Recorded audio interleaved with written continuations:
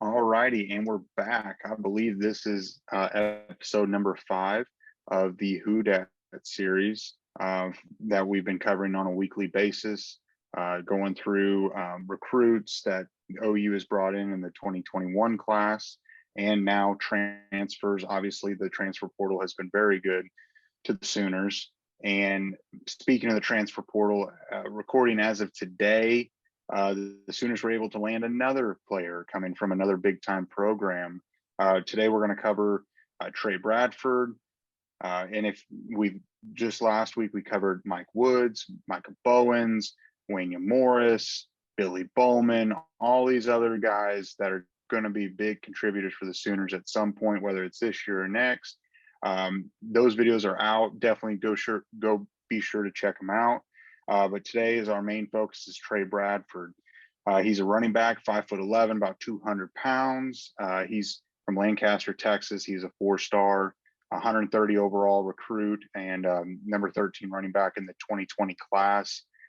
He's coming from LSU. He only spent 1 year there, which was last year during the COVID year. So he is transferring in as a true freshman, which I think is a big deal since he's already had a whole year in a college program and a big time college program. So he's used to it, and nothing has been counted against his eligibility. When he was a senior in high school, he had about 1,600 rushing yards, 23 touchdowns. He averaged just under 10 yards a carry. He also is a receiving threat with about 242 yards and averaged about 24 yards a catch. So he's very versatile. He's a threat. He didn't play a whole lot for LSU last year. He only had about 10 carries, 60 yards, nothing too much whenever he was with the Tigers. He just got there and seemed to kind of fall out of favor of Coach O and them down there for one reason or another. I think there might have been a little bit of issues as far as, personality fit and a few other things that have kind of been with him while he was at LSU. So he's getting a fresh, clean start with the Sooners. The Sooners did not offer when he was a high school kid. But I mean, that doesn't mean that there weren't big time programs. Ohio State, obviously LSU, Wisconsin, Florida State, Texas, all offered him and many more. So he's got a bunch of talent, dual threat, high energy guy that's a home run hitter, and something I think the Sooners were looking for, considering they've been struggling. You've got the Kennedy Brooks and Eric Gray. They're more of the downhill runners, get you 5-6 yards, the tough yards, but the whole home run threat, it's been something that's been kind of lacking, since kind of Joe Mixon. Ramondre was a thumper, but he had some home run ability, but not quite as much. I think this kid is going to bring in a new dynamic for the Sooners. Jose, what's your takeaway with him? Yeah, like you said, I mean, with LSU, he seemed to fall out of favor. I was looking up some articles on just Googling him, and it looks like some news organization in Louisiana said that it was just he wasn't getting enough playing time, so he didn't want to be a Tiger anymore. And I mean, being a Sooner, luckily he's got that home run ability that doesn't seem like we have in the running back room right now. So he obviously has that on the others right now. Hopefully he can develop and be the guy that we need, for those big plays. He's got the speed. Obviously, he's just an athlete. He can burst out of the backfield. He jumps out of cuts really well. So we're going to see him at some point if he stays a Sooner for the next couple of years. I don't think he'll play much next year, to be frank. We've got, we just got Eric Gray. We're getting back Kennedy Brooks. Marcus Major's been around now for, I think this is the 3rd year he's on campus.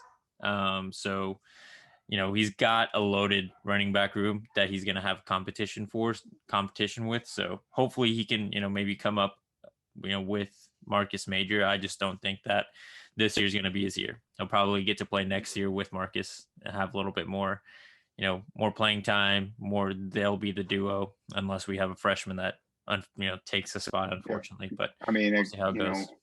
I was going to say, speaking of freshmen, I mean, you got Relief Brown already committed. Now I know he's kind of He could play a little bit of wide receiver and a little bit of running back, and then maybe Gavin Sawchuk and Javante Barnes. I believe that's the kid out of Las Vegas, or is that maybe the kid in Houston? I can't remember. So there's going to be a lot of talent. But, I remember just about a month ago, 2 months ago, when we found out the news with Seth McGowan, and we were looking at each other like, what are we going to do with that running back room? I mean, at that point, it was going to be Kennedy Brooks and Marcus Major. And behind that, there wasn't a whole lot. Then you've got Eric Gray that comes in, who was like 1,000 yards of total receiving yard, or total rushing and receiving yards. And now you add a kid with a very high ceiling that, heaven forbid that someone gets hurt, great depth. But, he might be, I think it's going to be a two-headed monster like we've talked about in the Eric Gray Who-Dat. I think the two-headed monster is going to be Brooks and Gray. But if you need that change of pace back and the home run, and he might get himself, I don't know, 20, 30% of snaps for the year. I mean, maybe, or maybe they redshirt him, like you said. I mean, he might not play, and then he would be a freshman twice. Yeah. Well, I guess he would be COVID year, redshirt freshman, and the redshirt this year, and then he would play as a redshirt freshman. So he could be a 3-year freshman. I mean, I know he's not the only one that has that ability, but that would be crazy that a kid could be a freshman 3 times, just like Spencer Rattler could. Well, hopefully for him, I hope I'm wrong. I think if he can show that, like we said in the Eric Gray Who-Dat, it kind of will just, between Eric Gray and Kennedy Brooks, it'll just be who can be a better pass pro and a better, receiving threat out of the backfield. Now, if Eric Gray and Kennedy Brooks can't prove that they can be as skilled as Tre is catching out of the backfield, then we might see Tre come in for a lot of passing plays here. And if that's a good possibility, because we don't know what these running backs can do out of the backfield right now. Last year was Ramondre. Really, we're going to see a new load of running backs. We had Kennedy 2 years ago, but we don't know what he's going to look like coming back from being away for COVID. So it is an open competition still, and he's got the ability. I think what I was going to say, hopefully for him, he does get some opportunity. He doesn't get redshirted this year, because it doesn't look like it's going to get any easier to get snaps, in the running back room. Like you said, you have Raleek Brown committed, Gavin Sawchuk, the kid, the other guy, Barnes. And then the year after, we're going after the guy that just decommitted from Texas, I believe, Ruben Owens. And I'm sure we're looking at another 2 or 3 running backs in that class. Like, we always go after running backs, because even though we have a great passing game and we have, Lincoln Riley, the best offensive mind, this team is predicated on, if we can start the run, our pass is going to open up a lot. And that's how we are so good at passing the ball. And we saw it at the beginning of the year last year, we weren't really running the ball too much in the games that we lost. And it was kind of all on Spencer's shoulders. And, unfortunately, his inexperience kind of forced some turnovers, and hopefully that doesn't happen next year. But once the run game started going and Ramondre really took over in the backfield, it opened up the entire field for Spencer and Lincoln Riley to run the offense that they want to.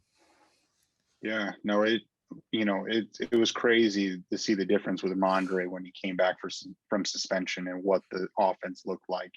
I think you brought up a good point. I mean, I think the passing attack, like you said, starts with the running game. You establish that, there's no way you can really stop it. But I just, he just needs to come in. I'm sure Lincoln's made it clear to him that we're going to play the best player, the best guy. It doesn't matter that Kennedy Brooks has been with the Sooners, for a handful of years. You come in, he's coming in the middle of summer, and if you come in and you show that you need to start, I don't think Lincoln will hesitate to start him. And he is a little bit behind the 8 ball. I know he got hurt in the spring game or spring practices with LSU. He had a hamstring issue, and then I think from that point, it just went further downhill from there. And so I don't know what his hamstring is. I would imagine he's probably fine by now and will be ready for summer ball that's coming up here pretty quick. So, because he's going to need the reps if he's going to want to get some good snaps this fall.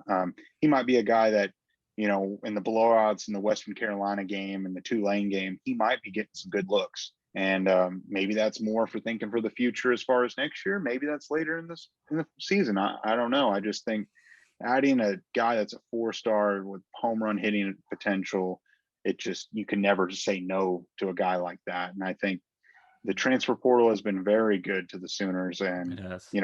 at one point a couple months ago, we were really concerned.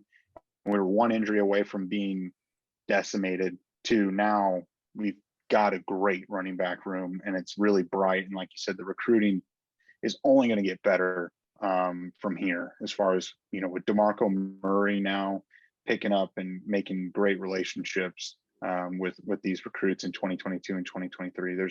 There's a lot of potential. So I'm, I don't I don't know what else to say about him. I mean, I think he's got all the potential in the world. It's more of putting it together on the field. Do you have Yeah. anything else to add?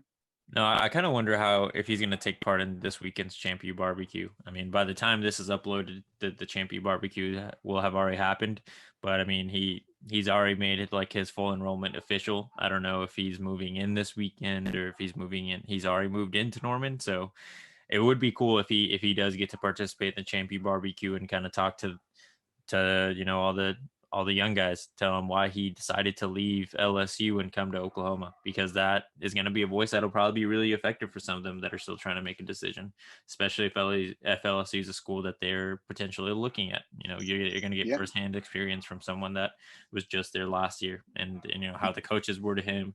And like we said, it's not always a good fit. Like, if you guys, and make sure to watch the episode we just released on Thursday. But I mean, at the end of the day, these kids are going to pick the place that they feel the most comfortable in with the coaches and the players around them. So, maybe that's what it seemed like to Trey at first, and it, fell out of favor once the school year started. But he's got, like I said, firsthand experience playing with Coach O, the offensive staff over there. So he would yeah, definitely be a good tool for the Sooners to use to make sure that we can keep the players in Norman rather than go to Baton Rouge or anywhere in the yeah. SEC. Yeah, no, and just one last thing. Speaking of that, that's a great point. In episode 13 that we released this past Thursday, I talked about Omari Abor, that one of the guys I'm most excited for, and he's a defensive lineman from Duncanville. He just got back from a visit to LSU, so I think, if Tre Bradford is there, he might be able to provide some insight. This is what you really get. They're selling you on this, they're selling you on that, but it might not be that way. So. Yeah. But we'll see. So that's all I've got. Make sure to like, comment, subscribe, keep following. We've got a big weekend coming up. Obviously, at this point, when this airs, it will already have happened. We would be very, very quick to put out a couple videos over the next week, covering recruiting and everything that happened at this Champion Barbecue. So just send us a message, comment, like, anything and everything, and we'll be sure to reach back out to you and just entertain what you have to say and give you our opinions. So thanks, guys. Yep. See you next week.